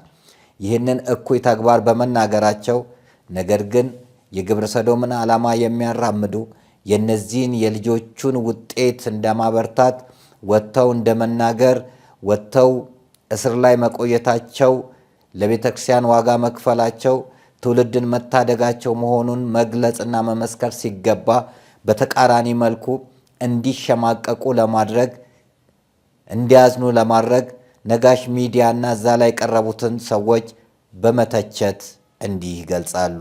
እስቲ ተከታትለን እንመለስ። ሆን ተብሎ ነው፣ ልብ በሉ፣ ሆን ተብሎ ነው። ቅጥረኞች ናቸው እነዚህ። አዲሱ ሚካኤል የሰንበት ትምህርት ቤት ኃላፊዎች ነን የሚሉት በነገራችን ላይ ሰንበት ትምህርት ቤትን አገዛዙ ከጠረነፈው ቆይቷል። ከ10 ከ15 ዓመት በፊት ነው። ስለዚህ እነዚህ የምታዩቸው የሰንበት ትምህርት ቤት ኃላፊዎች ነን ያሉ ይህንን ነገር እያወሩ ያሉት ታስረን ምናምን፣ እሱ ውሸት ነው። አትቀበሉ፣ አትመኑ። እንዲታመኑለት ነው አገዛዙ እንደሚያደርገው። አንድ ቅጥረኛው እንዲታመን ሲፈልግ አስቀድሞ 3 ቀን 4 ቀን ያስረውና ተፈታ ይባልና ይወጣል። ከዛ ህዝቡ በቃ ያምነዋል፣ ይቀበለዋል፣ የሚለውን ይሰማዋል። የታሰረ ነው ምናምን ደካማ ሳይኮሎጂ ስለሆነ ያለን እኛ የታሰረ ሁሉ ሐቀኛ ስለሚመስለን እንዲህ አይነት ተንኮል አገዛዙ እንደሚጠቀም ስለማናቅ እንቀበለዋለን፣ እናምነዋለን እንጂ ውሸት ነው። መታሰራቸው ለተንኮል የተደረገ ህዝብ እንዲያምናቸው የተደረገ ነው። ከዛ ተለቀው ይሄው እንዲህ እያወሩ ይሄንን እንግዲህ ህዝብ እንዲሰማ እንዲቀበል ለማድረግ ነው እንጂ ቅጥረኛ ሳይሆኑ ነው የምላችሁ። ላገዛዙ ቆይቷል ከጠረነፈው ቤተክርስቲያን አጠቃላይ የቤተክርስቲያን አስተዳደር ከጠረነፋት እና የራሱ ቅጥረኛ ብቻ ካልሆነ በስተቀር ሌላ ሰው እንዳይቀመጥ ካደረገ ቆይቷል ነው የምላችሁ። ስለዚህ አሁን እነዚህም ቅጥረኞች ናቸው በሉ የተባሉትን አጥንተው አስጠንቶ የላካቸውን ያወሩት ወጥተው እና በየቤተክርስቲያኑ ግብረ ሰዶማዊ ካህናት ተስፋፍተዋል ነው የሚሉት። የሚገርማችሁ ነገር እንደውም የኛ ቤተክርስቲያን ይሻላል፣ በሌላ ቤተክርስቲያን የባሰ ነው ብለው አወሩ። ግን ጥቅል ነው እከሌ የሚባል እዚህ ቦታ ብለው ስፔሲፊክሊ መረጃ አይጠቅሱም። እንግዲህ እነዚህ ሰዎች ከግብረ ሰዶም ድርጊት ይልቅ ይህንን ያጋለጡትን ሰዎችን ማሳደድ ነው የፈለጉት። በትክክል ተረድተው ከሆነ በተለይ ጋዜጠኛ ነጋሽ በዳዳ ግብረ ሰዶምን በመቃወም በጋዜጠኝነት ሙያ አንደኛና ቀዳማይ የሆነ ሰው ነው። ጠንካራ ኢትዮጵያዊ ነው። በግብረ ሰዶም ዙሪያ የማይደራደር ሰው ነው። ነጋሽ በአፍ ሳይሆን በተግባር ያሳየ ነው። ምክንያቱም ግብረ ሰዶምን በመቃወም ማህበሩ ከመመስረቱም አስቀድሞ ማህበሩም ከተመሰረተ በኋላ ይህንን እኩይ ተግባር በአፍ በተግባር ከኛ ጋር ሆኖ እየታገለ ያለ ወንድም ነው። ስለ ኢትዮጵያ ዝም አንልም። ትውልድን ከግብረ ሰዶም እንታደግ ማህበር ሲመሰረት የኩራት ቀን ብሎ ታከለ ኡማ አዲስ አበባ ላይ መስቀል አደባባይ ሌሎችን ቲሸርት እየሰጠ ስብሰባ ማዕከል እንዳይገኙ ሲደረግ እሱ ግን በቦታው ላይ ተገኝቶ መርሃ ግብሩን መምራት ብቻ ሳይሆን የማህበሩ አባል በመሆን አሁንም ስለ ኢትዮጵያ ዝም አንልም ትውልድን ከግብረ ሰዶም እንታደግ ማህበር ሰብሳቢ ሆኖ እየሰራ ያለ ልጅ ነው። ሌሎቹ ያልደፈሩትን በናሁ ቴሌቪዥን የግብረ ሰዶምን አስከፊነት እኛን እየጠራ የሚጠይቅ ፕራይም ቴሌቪዥን በተለይ የጠቅላይ ሚኒስትሩ ሰዎች የሆኑ ያሉበትን ቴሌቪዥን ላይ በመጥራት የግብረ ሰዶምን አስከፊነት እኩይ ተግባር በሃይማኖት የተወገዘ መሆኑን ትውልዱ እንዲያውቅ ያደረገ ጀግና ጋዜጠኛ ነው።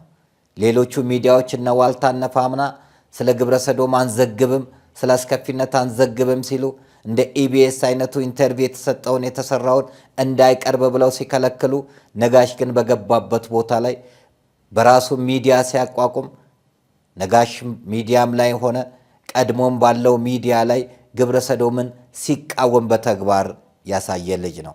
ታዲያ በምን ህሊና ነው ይህንን በጎ የሰራውን ሰው ለመኮነንና ሌላ አመለካከት ግብረ ሰዶም ላይ እንዳለው የመንግስት ተለጣፊ ለማስመሰል የተደረገው አካሄድ እጅግ ትክክል ያልሆነ ነው። በሌላ መልኩ ቢነገር መልካም ነበረ። ነገር ግን ግብረ ሰዶምን የሚቃወመውን ሰው ሆን ተብሎ መንግስት ያሰማራ አድርጎ መናገሩ ግን ትክክል አይደለም። እነዚህ ልጆች ግብረ ሰዶምን ስለተቃወሙ ነገ ሌላ ወጥቶ እንዳይናገር ለማሸማቀቅ እየተካሄደ ያለ አሰራር ነው። ስለ ግብረ ሰዶም መናገር ግብረ ሰዶምን ማስፋፋት ነው የሚለውን የእንግሊዞችን የተሳሳተ አባባል በመያዝ በሚዲያቸው የማይዘግቡ ስለ ግብረ ሰዶም መናገር የማይፈልጉ ትውልዱ እንዲያልቅ መንገድ ያመቻቹ ብዙዎች አሉ። አዎ እናውቃለን። መንግስት ስለ ግብረ ሰዶም እንዲናገር አይፈለግም። ራሱም አይናገርም፣ ሌሎቹም እንዲናገሩ አይፈልግም። ዓላማቸውን በህቡ ሲያሳኩ እየተመለከትን ነው። አንድ ሰው 34 ህፃናት ላይ ግብረ ሰዶምን ፈጸመ ብለን በ2005 የዛሬ 13 ዓመት አላወጣንም? አንድ ሰው 34 ህፃናት ላይ፣ አንድ ሰው 16 18 ህፃናት ላይ ግብረ ሰዶምን ፈጸመ ብለን አልተናገርንም? መንግስት አላመመውም። ቤተ እምነቶች አላመማቸውም። የትውልዱ መጥፋት የትውልዱ መቀንጨር አላሳሰባቸውም። ልክ አሜሪካን ሀገር ላይ ግብረ ሰዶምን የሚፈጽመው ደረቱን ነፍቶ ግብረ ሰዶማያንን ግን መናገር እንደሚያሳስርና ግብረ ሰዶማያንን ትክክል አይደላቸው ማለት የሚችል ሰው እንዲጠፋ እንዲፈራ በመስሪያ ቤት ውስጥም በተለያየ ቦታ ላይ የአእምሮ ጥቃት የአካል ጥቃት ተደርጎ እንዲታሰሩ ስለሚያደርግ ኃጢአትን የሚሰሩ በደልን የሚሰሩ ክፋትን የሚሰሩ ከእግዚአብሔር ጋር የሚጣሉት በሃይማኖት የተወገዘ የጤና ጠንቅ የሆነ በባህል አጸያፊ የሆነ ታሪክ የማይቀበለው ፍልስፍና የማይቀበለው እኩይ ተግባር ሄፓታይቲስ ኤ ኤንድ ቢ የሚያመጣ ካንሰርን የሚያመጣ እጅግ እኩይ የሆነ የጤና ችግርን የሚያመጣ ግብረ ሰዶማዊነትን የሚቃወሙትን ማሸማቀቅ፣ ማስፈራራት፣ ማሳሰር፣ መግደል ዓላማቸው ነው።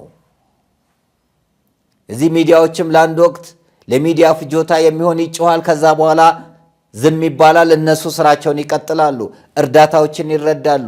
በህቡ ሳይሆን በተግባር ወጥተው ሲናገሩ እየተመለከትን ነው።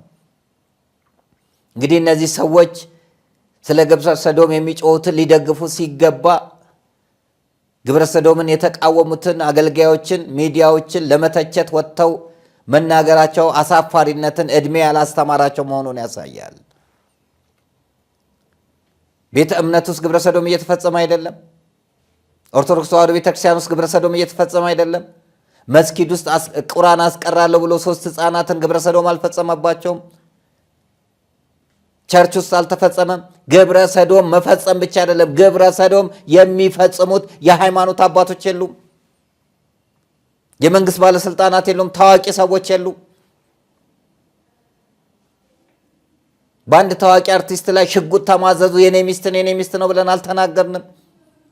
መምህራን የሉም ህፃናቶችን የሚጫወቱባቸው ማርክ አልሰጠህም እያሉ የሚያሰቃዩቸው። የህክምና ባለሙያ የለም። በመርፌ ወቅቶ የ3ኛ ዓመት የዩኒቨርሲቲ ተማሪ የሆነውን ግብረ ሰዶምን ያስተማረው ራሱን ከፎቅ ላይ ወርውሮ ሊጥል ሲል ባደረግንለት የምክር አገልግሎት እግዚአብሔር ፈቅዶ ዛሬ ጥሩ ደረጃ ላይ ያለ ማን ያልተነካካ አለ? ሉሲ ክለብ ውስጥ የተፈጸመውን ከዚህ በፊት ተናግረናል። ምን እርምጃ ተወሰደ? ኳስ ተጫዋቾች እስከ መጋባት የደረሱትን አልተናገርንም? ጋዜጠኞች የሉበትም? ይሄ እኩይ ተግባር እኮ ሃይማኖት አይገድበውም፣ ዘር አይገድበውም፣ እውቅና አይገድበውም፣ ስልጣን አይገድበውም፣ ሀብት አይገድበውም። ከህፃናት ጀምሮ እስከ ሽማግሌዎች የሚፈጽሙት እኩይ ተግባር ነው። የዛሬ 13 ዓመት ሌዝቢያን ጋብቻ ባህላቸውን 50ኛ ዓመት አከበሩ ብለን አልተናገርንም? ምን ያልተናገርነው ነገር አለ? ምን ያልጮህነው ነገር አለ? ድርጊቱ ዛሬ እየባሰ እየከፋ ነው እየሄደ ያለው። በቅርቡ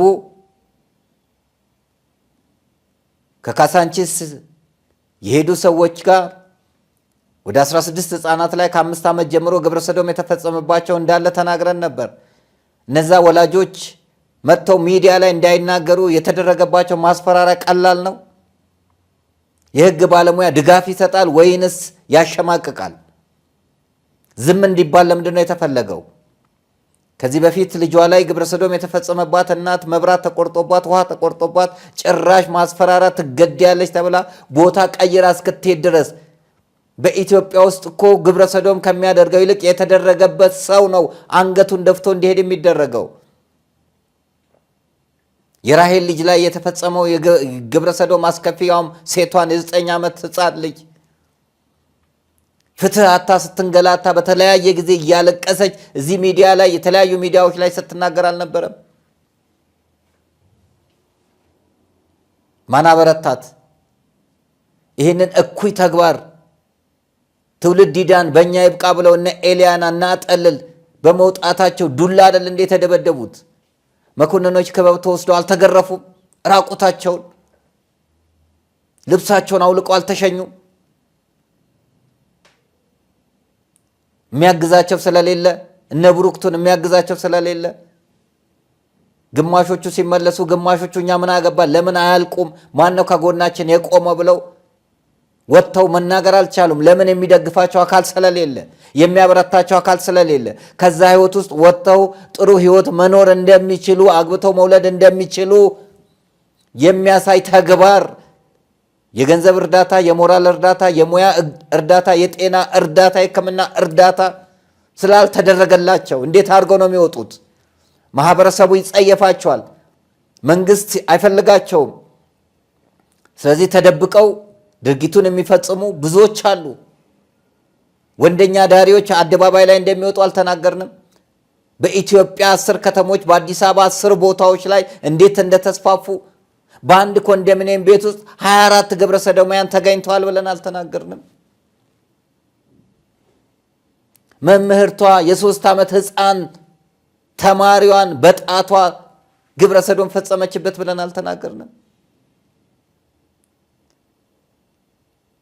ዛሬ የግብረ ሰዶም እንቅስቃሴው ጭካኔ የተሞላበት እየሆነ ነው።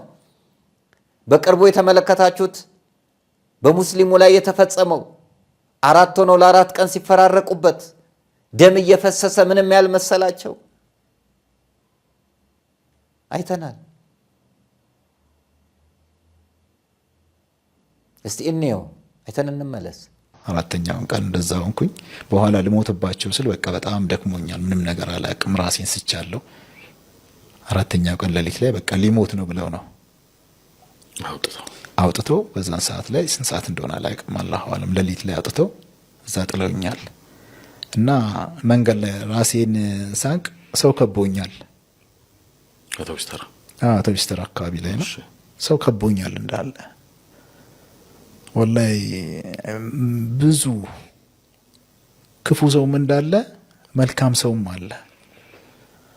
ቢያንስ እዚህ ጋር ሁሉም ሰው ክፉ ነው ብለህ ስታበቃ መፈረጅ አትችልም። እና አንዱ ደህና በቃ ወጣት ልጅ ነው። ውሃ አምጥቶ ምን ብሎ በቃ ፊቴ ላይ ይደፋል። ደግሞ ሱሪን አልሰጡኝም።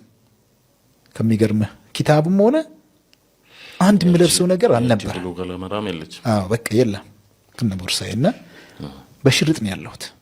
ገንዘብ ኪሴ ውስጥ ሱሪ ላይ ነበረ፣ ብር የለም። እቺን ትራንስፖርት ብዬ ያስኳት ነገር እዛም በኋላ ሽርጤ ደግሞ እንደዚህ ላይ ተለጥፏል። ደም እንዲህ ነው በቃ የሚፈሰው። ቺዬ እንደዚህ አልንቀሳቀስም። እዛን ይሄ ሙስሊም ልጅ ወላሂ ይሄን ፕሮግራም ማየቱ አይቀርምና ኸይር ጀዛውን አላህ ይክፈለው ወላሂ በዱንያም በአኺራም። ይሄ ጭካኔ አካሄድ፣ ይሄ እኩይ አካሄድ፣ ይሄ የመጥፎ አካሄድ ለጊዜው ከንፈራችንን እንመጣለን፣ ከዛ በኋላ እንተዋለን። እነሱ ግን ድርጊታቸውን ከመፈጸም ወደ ኋላ አላሉ። በየጊዜው ድርጊቱን እያጠነከሩ ፓርቲያቸውን እያካሄዱ እንቅስቃሴያቸውን እያካሄዱ ነው ያሉት። መጽሐፍ ቅዱስ ስለዚህ አጥብቆ ይቃወማል። በሃይማኖትም የተወገዘ ነው። ኦሪት ዘሌዋውያን አንዳንዶቹ ተፈጥሯችን ነው ይላሉ። ተፈጥሮ አይደለም። እግዚአብሔር ፈጥሮ ይገደለው አይልም። የጠባይ ጉዳይ ነው እንጂ የሆርሞን ጉዳይ አይደለም። ኤክሰፕሽናል ፍጥረት እንደ ፍናፍንትነት ወይንም ኢንተርሴክስ ይኖራል። 6 ጣት ያለው ፂም ያላት ሴት፣ ፂም የሌለው ወንድ፣ ድምጿ ጎርናና የሆነች ሴት፣ ድምፁ ቀጭን የሆነ ወንድ፣ የተለያየ ነገሮች ሊኖሩ ይችላሉ። ተጣብቆ የሚወለዱ ሊኖሩ ይችላሉ። እግዚአብሔር ግን ግብረ ሰዶም አድርጎ በፍጹም አልፈጠረምም አይፈጥርምም። መጽሐፍ እንዲህ ይላል። ኦሪት ዘሌዋውያን ምዕራፍ 20 ቁጥር 13 ላይ እንዲህ ይላል፣ ማንኛውም ሰው ከሴት ጋር እንደሚተኛ ከወንድ ጋር ቢተኛ ሁለቱም ጸያፍ ነገር አድርገዋልና ፈጽመው ይገደሉ፣ በደላቸውም ደማቸውም በራሳቸው ላይ ይሁን፣ ፈጽመው ይገደሉ። ይህን ቃል የተናገረ እግዚአብሔር ነው። እግዚአብሔር ፈጽመው ይገደሉ ሲል የግብረ ሰዶምን አስከፊነት የሚጸየፈው ተግባር ስለሆነ ነው። እንደዚሁም ደግሞ ማኅቶተ ቤተ ክርስቲያን ብርሃነ ዓለም ሐዋርያው ቅዱስ ጳውሎስ ሲናገር የሐዋርያው የቅዱስ ጳውሎስ መልእክት ወደ ሮሜ ሰዎች ምዕራፍ 1 ላይ እንዲህ ይላል። ስለዚህ እግዚአብሔር እርስ በርሳቸው ሊያዋርዳቸው በልባቸው ፍትወት ወደ ርኩሰት አሳልፎ ተዋቸው፣ የእግዚአብሔርንም እውነት ሐሰት አድርገውታልና ተዋርደውም ፍጥረቱን አምልከዋልና ሁሉን የፈጠረውን ግን ተዉት፣ እርሱም ለዘላለም ብሩክ አምላክ ነው፣ አሜን ይላል። ይቀጥላል ቅዱስ ጳውሎስ ሲናገር፣ ስለዚህ እግዚአብሔር ክፉ መቅሰፍትን አመጣባቸው፣ ሴቶቻቸውም አለ ለባህሪያቸው የሚገባቸውን ትተው ለባህሪያቸው የማይገባውን ሰሩ፣ ሌዝቢያኒዝም። ወንዶችም እንዲሁ ለባህሪያቸው የሚገባቸውን ሴቶችን ትተው በፍትወት ተቃጠሉ፣ እርስ በርሳቸው እየተማማሉ ወንዶች በወንዶች ላይ የሚያዋርዳቸውን ነውሩን ሰሩ። ነገር ግን ፍርዳቸውን ያገኛሉ፣ ፍርዳቸውም በላያቸው ይመለሳል። እግዚአብሔርን ለማወቅ ባልወደዱት መጠን እግዚአብሔርም ለማይረባ አእምሮ አሳልፎ ሰጣቸው። ግብረ ሰዶማዊነት ለማይረባ አእምሮ አሳልፎ መሰጠት ነው። ለባህሪያችን የሚስማማን እግዚአብሔር የወደደልን ሐሳብ አንድ ወንድ ከአንዲት ሴት ጋር ነው።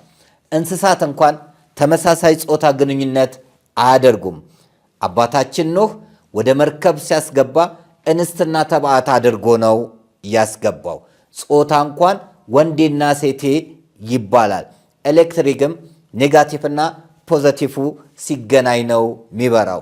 ለአዳም ቢያስፈልግ ኖሮ ሔዋንን ባልፈጠረለት ነበረ። ለዚህ ነው ሰዶምና ገሞራን፣ አዳማማ ሲባዩን፣ እነዚህን አምስቱን አውራጃዎች ሰዶም፣ ገሞራ፣ አዳማ፣ ሲባባና ሲባዩን በእሳት ያቃጠለው እግዚአብሔር የግብረ ሰዶም አስከፊነትን ሲያሳይ ነው።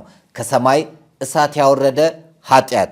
ቅዱስ ጴጥሮስም እንዲህ ይላል። ሊቀ ሐዋርያት ቅዱስ ጴጥሮስ ኬፋ ሁለተኛ ጴጥሮስ ምዕራፍ 2 ላይ እንዲህ ይላል።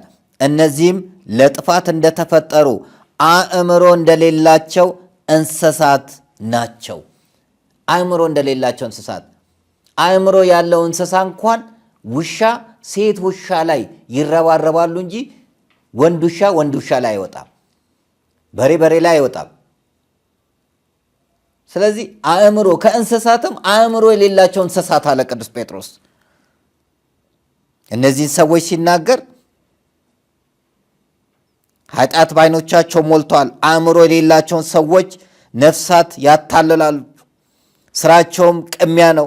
ለልጆቻቸውም መርገምን ያተርፋሉ። የእውነትን መንገድ ትተው ተሳሳቱ። የአመፅን ዋጋ የወደዱት ናቸዋል። የአመፅን ዋጋ የወደዱ አእምሮ ከሌላቸው እንስሳት ያነሱ። ይህን እኩይ ተግባር ለማበረታታት መብት ነው፣ ኢንክሉሲቭ ያስፈልጋል ተብሎ ሳኦማ ስምምነት ላይ እንዲፈረም ሲደረግ የተፈጥሮ ጉዳይ ነው እየተባለ ለእርዳታ ተብሎ ትውልዱ ሲያልቅ እየተመለከተ እንገኛለን። የትኛውም ሃይማኖት የማይቀበለው እስልምናውም፣ ፕሮቴስታንቱም የውጭውን ፕሮቴስታንት ሳይሆን የሀገራችንን ፕሮቴስታንት በሀገራችንም ውስጥ በፕሮቴስታንቱ በኩል ላይ ምን ያክል ፈተናዎች እንደነበሩ እያየን ነው። በየትኛውም ቤተ እምነት ውስጥ አለ። በኦርቶዶክስ ውስጥ አለ፣ በእስልምና ውስጥ አለ፣ በፕሮቴስታንት ውስጥ አለ፣ በየትኛውም ቤተ እምነት ውስጥ አለ። ያውም ፈጻሚዎቹ ሃይማኖት አስተማሪዎች የሆኑ። ስለዚህ ይህንን እኩይ ተግባር ቤተ እምነቶች ልትሰሩበት፣ ልትቃወሙ፣ ልታስተምሩ፣ ትውልዱን ልታድኑ ይገባል። ልጆቻችሁን ወላጆች ልትጠብቁ ይገባል። ከማን ጋር እንደሚውሉ ልትጠይቁ ይገባል።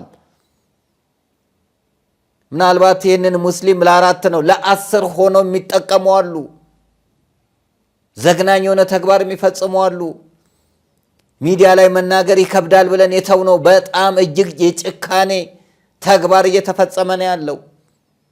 እድሜ ገደብ የሌለው ግብረ ሰዶማዊነት እየተፈጸመ ነው ያለው። ገና ህፃናት የሆኑ የ1 ዓመት ከ4 ወር ልጅ ሞቷል አላለም በግብረ ሰዶም። የ1 ዓመት ከ4 ወር ልጅ ምን ያውቃል?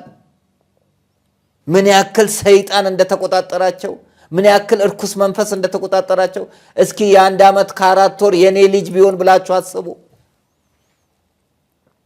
ልጆቻችሁን ለጎረቤት ሰጥታችሁ መሄድ የማትችሉበት፣ ለዘበኛ ለመምህር ትታችሁ የማትሄዱበት ከባድ ጊዜ፣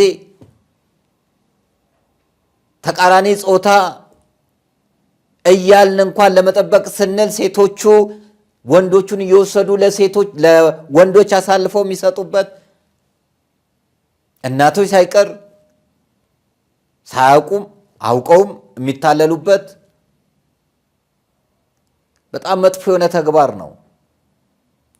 ስለዚህ ይህንን የሚቃወሙትን ሚዲያዎች ልናበረታታ፣ ልንደግፍ፣ አይዟችሁ ልንል ይገባል እንጂ የሰዎችን አእምሮ ለመቀየር ስለዛ ጉዳይ እንዳይወራ ለማድረግ እውነት የመሰለ ሐሰትን ለማቅረብ መሞከር አግባብነት የለውም።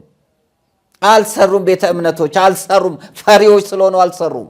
ገንዘብ እንጂ የሚፈልጉት የትውልድ መዳንን ስለማይፈልጉ አልሰሩም። ምን ሰሩ እስቲ? የትኛውን ነው ከግብረ ሰዶም ሕይወት ውስጥ ያወጡት? የትኛውን ሴተኛ ዳሪ ነው ያወጡት? የትኛውን አጫሽ ነው ያወጡት? የትኛውን ቃሚ ነው ያወጡት? የትኛውን ዘፋኝ ነው ዘማሪ ያደረጉት? ምን ሰሩ እስቲ ንገሩኝ። በየወሩ ገንዘብ ከመቁጠር ህንፃ ከማወዳደር በስተቀር ስልጣናቸውን ከማስጠበቅ በስተቀር ትውልድን የሚያድን ተግባር ምንድን ነው የሰሩት? ጉባኤ አልቀዘቀዘም፣ ወንጌል አልቀዘቀዘም፣ ልጆቻችን አልተነጠርንም፣ ገጠር ሄደን አስተምረናል፣ ተራራ ቧጠን አስተምረናል፣ የጠፋውን ህዝብ ፈልገናል። ከተማ ውስጥ ከመከማቸት የዘለለ ህዝቡን በወንጌል የማጽናት የማስተማር የግብረ ሰዶም አስከፊነት እኩይ ተግባር የዮሐንስ ራእይ ምዕራፍ 13 ላይ ተቀምጦ ከባህር አውሬ ሲወጣ አየው፣ 7 ቀንዶች 10 ራሶች አሉት እያለ ሲናገር ምልክቱም በግንባር ላይ እንደሚጻፍ ቁጥሩም የሰው ቁጥር ነው 666 እያለ እየተናገረ በተግባር እነሱ ይህን እየፈጸሙ ሚዲያ ላይ ወጥተው ሲናገሩ ሳያፍሩ ሳይፈሩ የኛ ቤተ እምነቶች የኛ ሃይማኖት ተቋማት በዚህ ዙሪያ ላይ ምን አደረጋችሁ?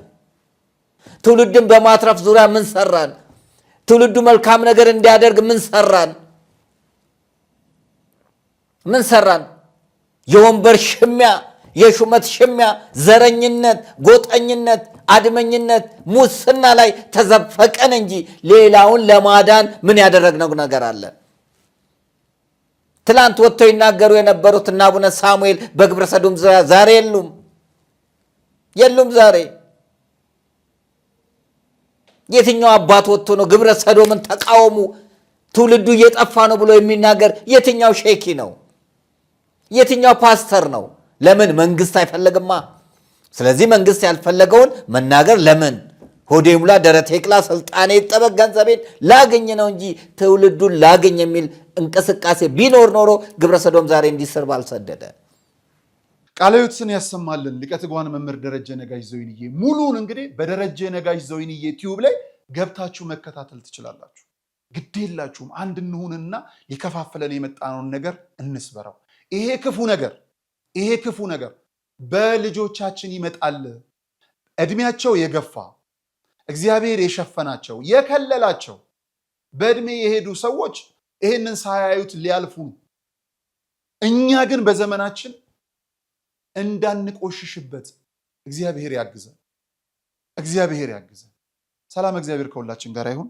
መልካም ጊዜ። የሃይማኖት ጎራ ለማስያዝ ሀገርን እንደዚህ አይነት የዘመን መጨረሻ ታሪ ነካሪ ያህል ልቃች ሚዲያ እዚህ አይነት ሰዎች በምትኖርባት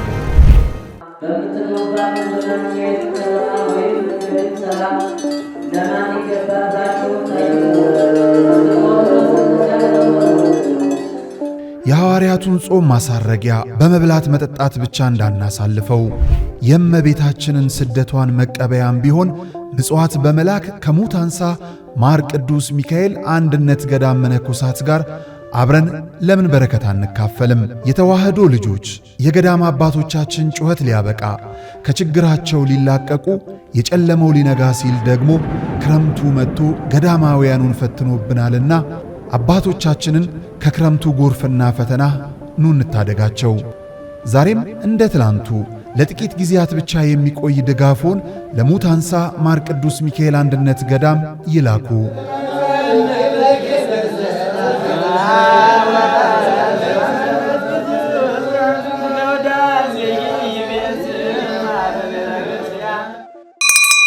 የሥላሴ ስምረት የተዋህዶ ምስጢር የአርያም ምትክ የመንፈስ ማደር እመ አዶናይ የአም ሙሽራ የወልድ ማደሪያ የልዑል ስፍራ እመቤታችን ቅድስት ድንግል ማርያም ከዚህ ዓለም ድካም ባረፈችበት ጊዜ ቅዱሳን ሐዋርያት ሊቀብሯት ወደ ጌቴሰማኒ ይዘዋት ሲሄዱ አይሁድ እንደ ልጇ ተነሳች አረገች እያሉ እንዳያውኩን በእሳት እናቃጥላት ብለው በአመፃ ተነሱ።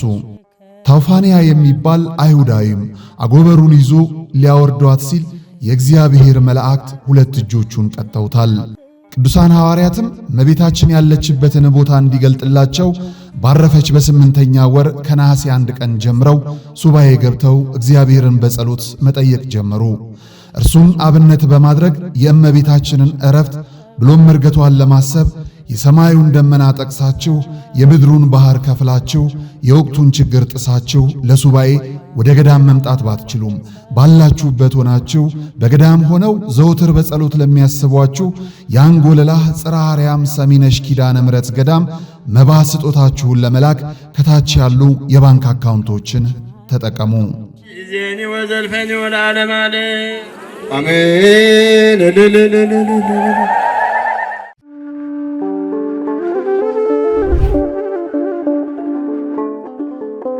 በዘመን ብዛት እርጅና ተጫጭኖት በሰው ማጣት መቅደሱ ለፈረሰው ጣጃ አቦአቡ የገብረ መንፈስ ቅዱስ ማን ነው ቀድሞ የሚደርሰው?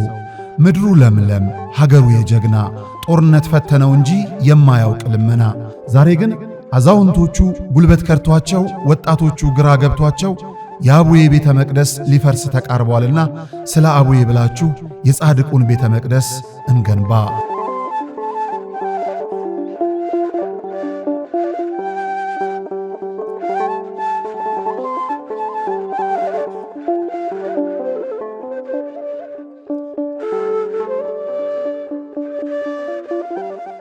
የሃይማኖት ጎራ ለማስያዝ ሀገር ነው እንደዚህ አይነት የዘመን መጨረሻ ነጋሪ ሚዲያ እንደዚህ አይነት ሰዎች